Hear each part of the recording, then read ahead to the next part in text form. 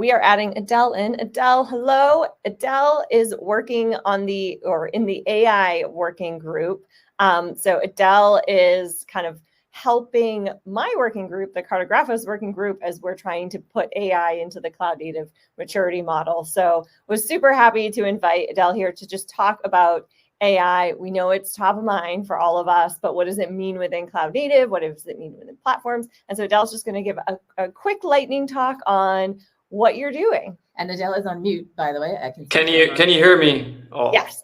Okay, let's try sharing the screen. Okay. Thanks. Share the screen. All right, window. So let me know if you see my screen. Yep, I can add it to the stage. There we go, and I will remove us.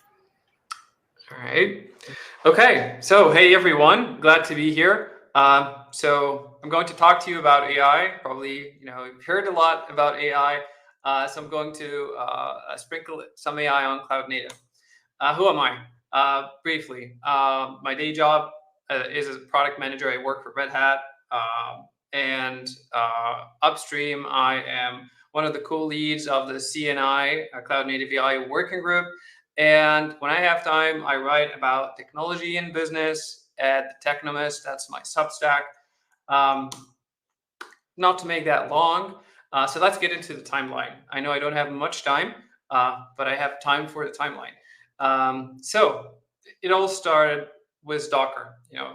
2013, Docker introduced us to a new way to package applications and run them anywhere we want to. And then 2015, Kubernetes 1.0 was released, which took the concept of release or package anywhere to package anywhere at scale and run at scale. And that was actually coexisted with the birth of the CNCF, which was announced almost at the same time. And then GitOps was introduced to us. Well, Git existed for a long time. People had different patterns, but that was streamlined under the name GitOps by Weaveworks in 2017. Then we had Service Mesh, where it streamlined how applications communicate with one another, how we would have better observability between applications, the application layer. And then we had serverless, which allowed us to have on-demand applications and scale from 0 to 1 anytime we want. Then we had platform engineering. You've heard a lot about platform engineering here, so I'm not going to go into this detail, but it is related to AI. And then we had supply chain, SBOMs that Salsa introduced the goal to 2021. Then we have DevSecOps 2022, how developers can be in the loop when we're writing code that should be secure and reduce the number of vulnerabilities later on. And then we are now at a place where we are talking about platforms, building platforms, whether it's developer platforms, AI platforms, data platforms. You've heard from Whitney a lot about it, from Ahmed as well, how it was applied. But that was the cloud native timeline. Now, what about AI? I will talk only about modern AI, but I'm also going to show you the history if you want to explore it in more details later on. And artificial intelligence in the modern era started 2012. Deep learning actually was, there was a breakthrough with AlexNet, which is a supervised model trained on a lot of images. And then there was GANs, generative adversarial networks. And then we had transformers in 2017, alongside DeepMind and AlphaGo. And transformers put the basis, was the paper, attention is all you need for what's to come, was the GPTs. And GPT then came in 2018, GPT-2. We didn't pay much attention, thought, lots of things going on, but we were not really that exposed into it unless you were into the development in AI landscape. And then in 2020, GPT-3 was introduced. And finally, 2022, well, not finally, that's the beginning or the end of the beginning and the beginning of the end, depends on how we look at it. ChatGPT made a splash and achieved the highest number of active users on a software as a service for a very long time, since a very long time. Then we had the rise of RAGs, retrieval augmented generations, and then 2024, we're in the age of agents, multimodal LLM ops, AI ops, AI engineering, and many. And I told you, if you want to explore, and let me put that link in the chat for folks. So I put the link, which has all the links that I'm going to be showing you in case we go outside. So I put that in the chat right now. If you are interested in going back to the 200s with AI, this is an interactive dashboard that takes you with the events across the landscape. It even shows you the AI winter in the 80s. As you can see here, AI was famous and suddenly it was not. But there was a lot going on. And then starting around 2019, 20, 22, the release of ChatGPT, we had that spike. The link for that is in the link mix that I forwarded. If you're interested, you can also go there and search through history across the, any point in time, AI was not a new concept. People explored it from different angles, whether it's religion or politics. AI was explored in different ways. So feel free to go through a trip in the past to see where AI went and how it got us here. Okay, so we've talked about the timelines separately, but coincidentally, these two timelines in the modern era overlap in certain ways and complement one another. So we had the cloud native timeline, and then we had the artificial intelligence timeline. In between, there was a keynote actually in 2017 by OpenAI, and I encourage you to go and have a look and understand, because it's very insightful how in 2017, early on with cloud native, Kubernetes, for example, was used to kind of scale a platform which was used to build AI tooling. And then, which also was the time where transformers were introduced and Kubernetes was still gaining maturity. And also in between, there was, GPT-3 coincided with the cloud native patterns. And we had GPT on Kubernetes, and OpenAI wrote a very nice, enlightening talk about how to scale to 7,500 nodes. And that has a lot of goodies on what was used to scale and the underlying infrastructure. And then in 2024, April, the Cloud Native AI Working Group was born to meld those officially together and explore the differences and the overlap. So why would we think about an AI working group? There was a paper in 2015 that was published called The Hidden Debt in Machine Learning Systems. And that basically explored the AI and the life cycle of AI. And you can see here we have data collection, we have data verification, all centered around the model. So the model, static model, predictive, gives you, predictions about whether it's something, a recommender system or a forecast model. We had static predictive models for a very long time, and they needed a pipeline. They had a set of steps, and we call those steps a life cycle, which included certain things. And the more you change in any of these pieces, you would have to change everything to cater for that change. So that gave birth to the concept of change anything changes everything. Because if you change something in your data verification or there's a drift, you have to recompile everything. You recompile your pipeline to make sure that your predictions still are intact.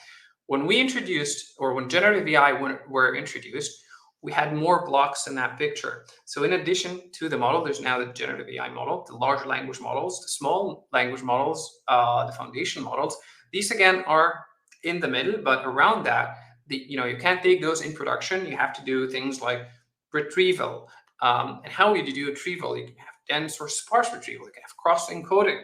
You would have monitoring and logging around that. You would need to build an embedding vector to match your data with your stored knowledge, and how or which embedding model would you use?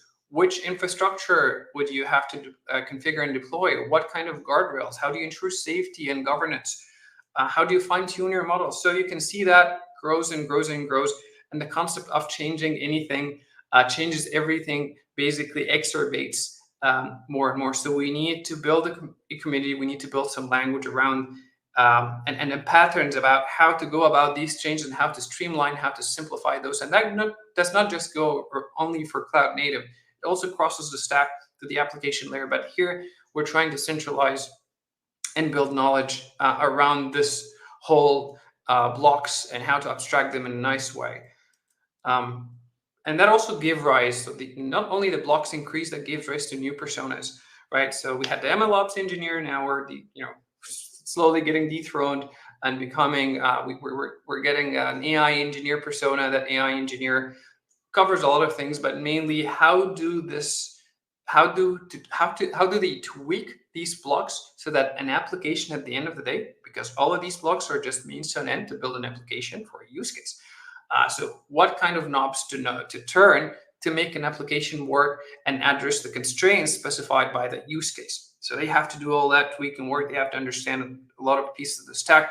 Then there are other personas like the prompt engineers and the existing personas that we have, whether it's the data scientist focusing on building the models, the MLOps engineer still exists. We still have predictive AI. It's not going away. We just have to match and map both technologies together. We still have the ML engineer and the platform engineer to make sure there's some APIs exposed. And I'll talk about that in the next slide. Overall, the big picture would be looking something like that. So you'd have, on the top layer, you'd have your workloads, your system or your workloads. This is where you build classification or object detection. This is the actual use case, or generative, whether you're using the LLM to, or the embedding model to build this classification. That's the technology. And then you have the personas on the right. But in the middle here, the AI lifecycle have to evolve, as well as the infrastructure that caters for that new blocks. Like if I'm going to deploy a predictive AI application, how would I do that compared to a generative AI application? What kind of knobs do I have to tweak? Do I have to introduce a new runtime in my environment to optimize for the hardware being used? So there's a lot of layers in the stack that are involved that we need to look at to make sure that we're building applications and allowing and enabling folks to build applications that cater to the use case they're trying to build. Which introduces us to the Cloud Native AI Working Group. So what does the Cloud Native AI Working Group do? We look at two things. The Spider-Man's here. One Spider-Man is Cloud Native for AI, and the other is AI for Cloud Native. So Cloud Native for AI is really how can Cloud Native technologies, whether it's monitoring, logging, security, make AI better. How to secure AI, how to observe AI workloads and applications, how to run AIs sustainably, how to schedule AI workloads efficiently. And then for the AI for the cloud native piece is, can I make use of AI to improve my cloud native application security and existing application security? Can I use AI to simplify troubleshooting, to expose signals on what's happening in the infrastructure faster, easier, to reduce time to value and time to resolution? Can I use AI to improve sustainability? And can I use AI to improve scheduling decisions? So you can see to every question, there are usually two sides. And you have to look into how these two sides meld. And the Cloud Native AI Working Group is basically at the center of that. So we ask questions on both sides. We try to, and we have a lot of activities to do that. So what do we do? Basically, we have been focused on producing content to streamline the language being used in that space. What are the personas involved? What are the types of systems do we talk about? Which problems do we need to talk about? And so that manifested into white papers around different topics. We have project initiatives. So for example, we have an initiative where we're looking to, we have an initiative, a project, a GitHub project that actually allows you to search all the cloud native conferences using LLMs and RAG and knowledge graphs to find the best topic and best talk for your topic of interest. Search, it will give you the right talk and the right portion of the talk that you would be interested in. We have initiatives like the landscape. I'm going to show you that in a bit. Like we have the cloud native landscape. Now, what is the cloud native AI landscape would look like? And we're working on things like the radar to connect the tools to use cases and recommend, to the best of our knowledge, the right tool for the job. And then we have documentation and guidance, basically writing onboarding documentation for the community, road mapping, We do some community outreach, but we're looking for help here around user research, surveys, and how people are using AI in the cloud native context, and peer opportunities for people to present to one another with one another, share knowledge across the stack. And that starts from Slack, maybe ends up in a talk together with two folks sharing the same interest. We started with the Cloud Native AI Working Group, Cloud Native AI paper, which is the first artifact of this working group. I'm seeing here someone saying the link mix doesn't show any links, so let me try and fix that. All right. I have now sent it again. I will look in the chat to see if someone confirms if it works. If it does not, I will send the links one by one. So I'll have a look at the chat. I'll keep looking at the chat if someone can confirm. But yeah, so this was the first artifact that we had from the Cloud Native AI Working Group. And off that, we started to look at different topics. I see questions on sustainability. We are writing a paper about that. How will sustainability signify in terms of the Cloud Native AI Working Group? Well, we're writing about the personas involved. How does AI affect carbon emission in the cloud native context? And what types of systems do we need to focus on? And where do we optimize to make use or optimize for AI to be sustainable? But at the same time, we're trying to look into how AI can help us improve sustainability and maybe reduce carbon emissions. So it's two sides of the coin always. We might be biased or maybe weighting more around how can we make AI more sustainable. There's projects upstream that helps us. There are tools, there are metrics that we're trying to define, but eventually we're asking the questions in the paper. So if you're interested, feel free to reach out for this paper.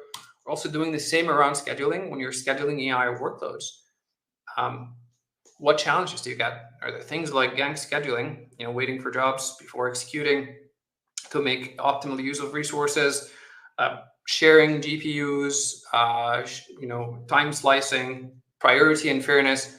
We're writing a paper about AI and scheduling. If you're interested about this topic, again, reach out.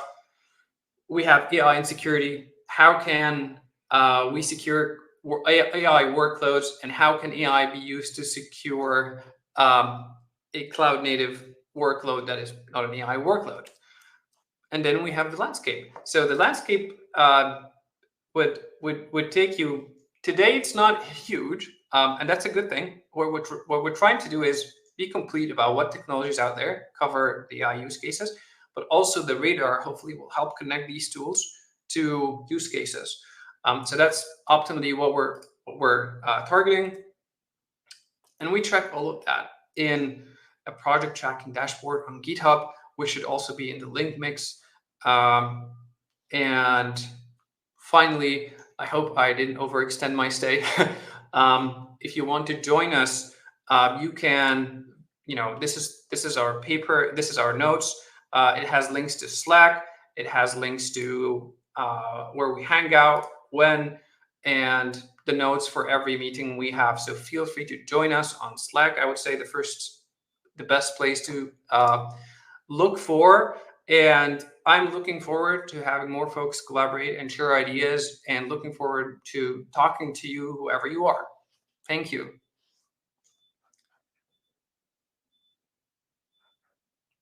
Daniela, I think are you speaking? I was, yes. We muted ourselves in two places. That was really great, Adel. I know as somebody who runs a working group as well, the more the merrier when you're working on these things. You need all the brains and all the, everyone brings a different skill set, whether it's organizing the group, writing the content, providing insights from where you're working. So I'm sure, if you are in the space of AI, please join the working group. I'm sure you'll love to have more people. Absolutely. Everyone is welcome, and we're looking for ideas and how to improve and maybe new projects and reviews. Yes. Even proofing, right? Down to proofing. People,